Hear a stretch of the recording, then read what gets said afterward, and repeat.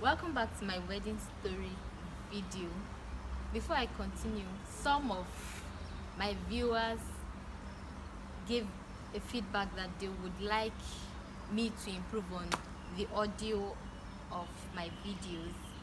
I'd like to tell you that I'm taking note of that and I'll work on it when our daddy when they come back. We're going to tell them so that they can help us to find something to do about it. This is to say that I have taken note of that and I'll work on it. Let me come close to the camera. Let me choke mouth inside the camera so that you can hear me clearly. Okay, so today I'll be talking about the preparation stage of the marriage, the wedding. You get the preparation stage.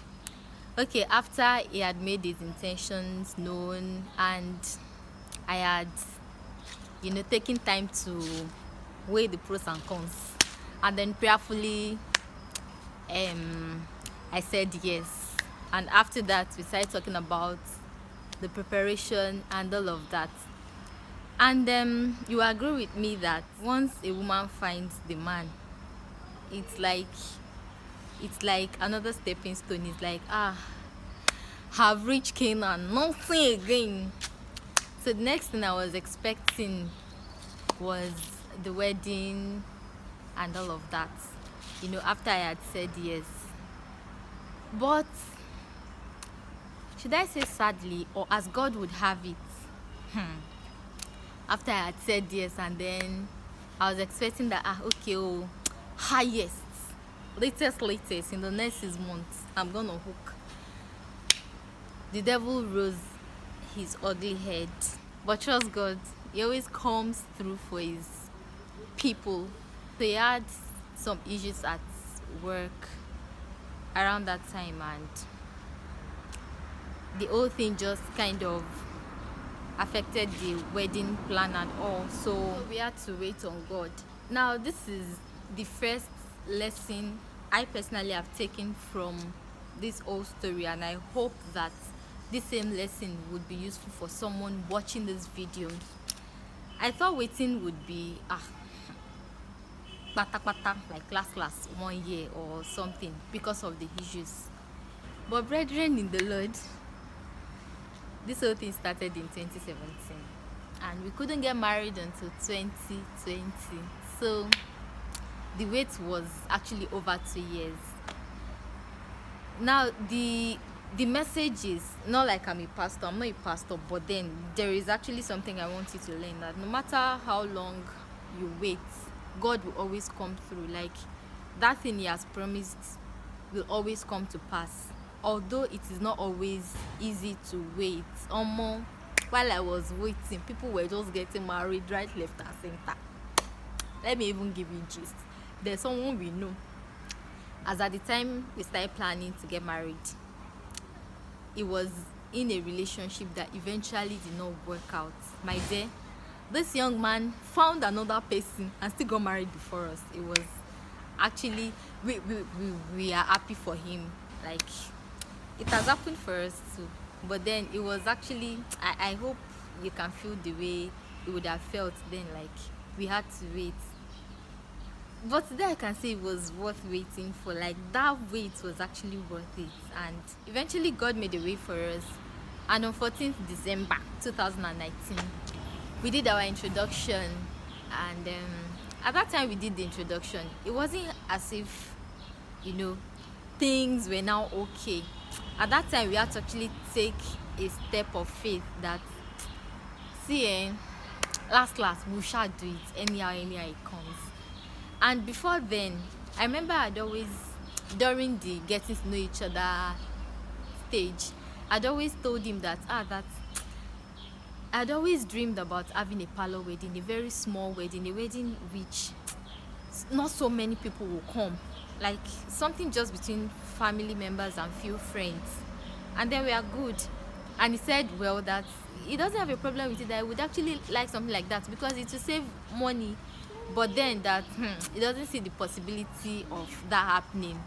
My dear brothers and sisters, shebi Yoruba parents, Abi African parents in general, is the last born of his family, and I am the last born of mine. So imagine how how our folks, our family members, our parents want to blow the whole thing, so that this is the last milestone, let us do it. A date was fixed on the introduction day.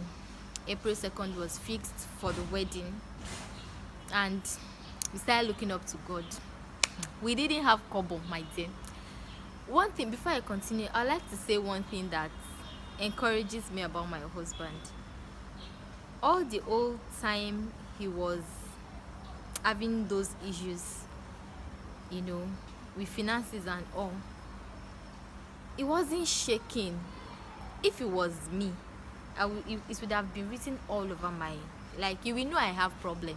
But my husband will so top, you look at him and you'll be thinking, billions, 30 billion gang. But then he has a way of, it doesn't wear his problems on his face. I don't know if that was right, but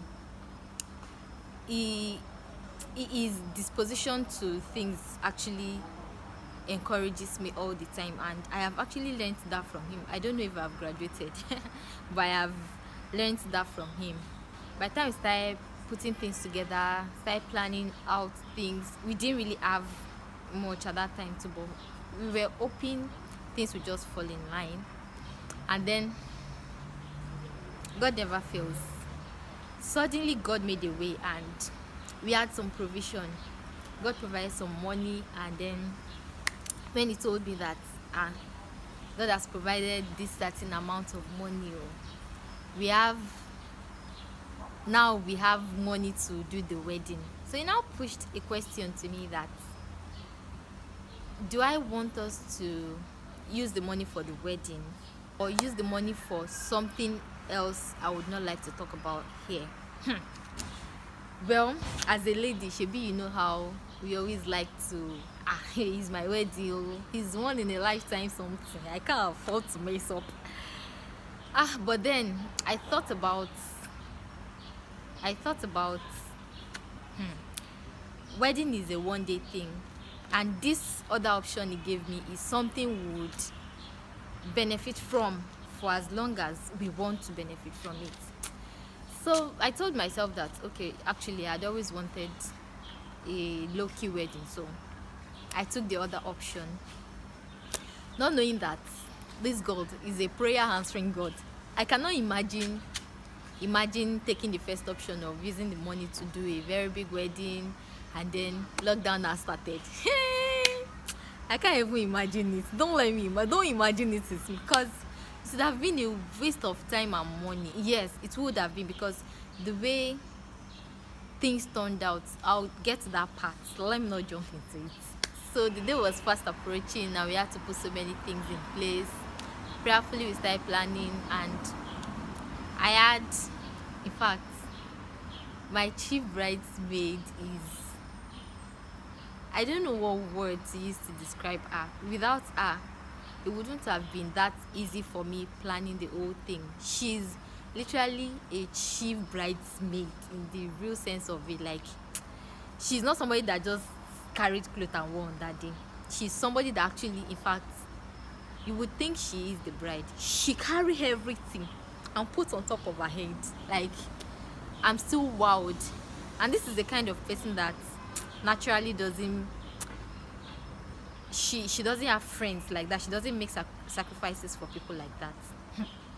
Even her dad had to ask me that, did you jazz my girl? Did you actually do voodoo for her? Because the way she literally puts her whole life into planning for my own wedding. And talking about this is actually to say thank you to her once again, because I can really not finish saying the thank you, but this is another thank you. Take notes. When I told her what I had in mind, she got open a Excel sheet for me. She now lists everything like this. She now started ticking. She's actually a very, very articulated person. I don't know if that's the right word, but she's a very detailed person. She knows how to plan. On the contrary, I am a very disorganized person, so she's like a blessing in my life at that particular time. Opened the Excel sheets, put all the whole list, and started following me up back to back. She gave me dates that of course she knew I was going to sew my wedding gown myself. I'm a tailor. In case you didn't know, I am a fashion designer at the same time. Okay, so she knew I was going to design my dress, so she gave me a deadline. By this date, this dress must have been ready. Even my mother, he didn't put fire inside my bum. Like, she really tried. Like, if you're watching this video, thank you again. And then all the other things, start falling in line. I started making my wedding dress. I didn't read economics, but I was trying as much as possible to save costs, at the same time be conservative of everything I was going to use that day. This is what I mean. While designing my wedding dress, I designed it with the mind of wearing it even after the wedding. So I made a long dress and I made a skirt separately so that I could wear the long dress. So that I could wear the skirt on the dress for the wedding with every other accessories I needed. And then after the wedding, I can always wear the dress on its own. The skirt on the other hand, I can always wear it too separately, so that I didn't have to go and hang anything till forever in my wardrobe. So for my bouquet, this story will interest you. Carry chair and sit down. For my bouquet, I didn't want to spend so much buying bouquet that I was going to carry for one day. Okay, so fine, most people use it for decor in their living room after the wedding, but I just wanted something I won't have to spend so much on. And this part is interesting, I'm telling you. So I bought a ball. I wrapped the ball with a fabric. Then I made colorful roses out of ribbons and I started pasting them around the ball. Like, I covered the whole ball with those colorful roses. I wanted a rainbow themed wedding, so I wanted a multicolored bouquet, I wanted a multicolored cake, I wanted some other thing in different colors because I love colors a lot.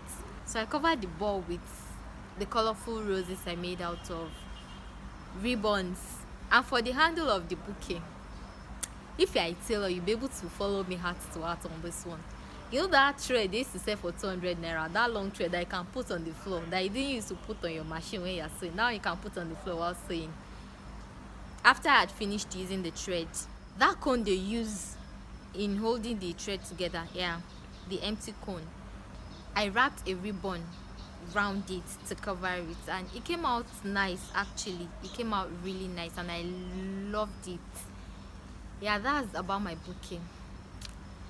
Then for my cake, I had an idea of what I wanted to do about my cake.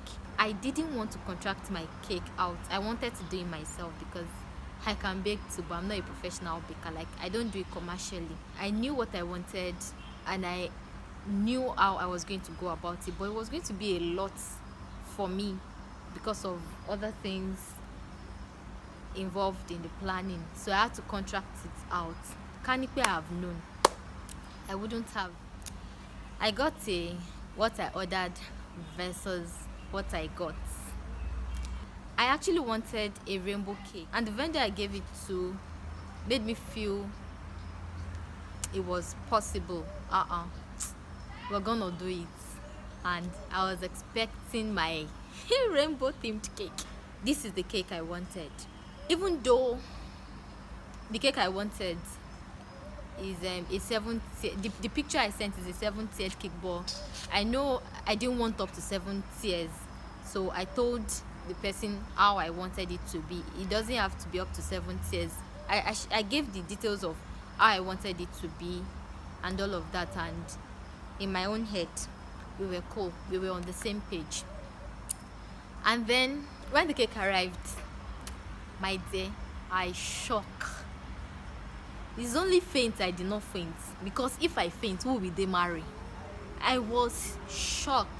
It was a case of what I ordered versus what I got. Like, I wasn't satisfied basically, and because I knew what I wanted. I thought that person would be able to do what I wanted, because of course it was their job. Do you get? So I knew how to go about it, but it was because of the whole preparation. I couldn't have too much on my plate than I could chew, so I had to just give it out. What I avoided from the beginning, and I had to do it. Lockdown, my people. Thank God for lockdown. If it wasn't lockdown, I wouldn't have been able to use that cake to take a picture, because it's an eyesore. I didn't say I wanted to do birthday for my child of 5 years old. In fact, we just share the cake like ram in the house. All of us will chop it and we'll move on with life. But because of the lockdown, I had the opportunity to now remodel. She remodel on it. To now rebuild. Where I rebuild, I don't know, but to now make the cake the way I wanted initially. Unfortunately, because the time I had to now do the remake was not enough, I had to stop halfway. But fam, I still preferred what I did to what was done for me. And yeah, everything turned out well eventually. But the person that made my engagement cake did a wonderful job. I'll talk about her when I'm talking about my vendors. Thank you for coming along with me again. I'll see you tomorrow.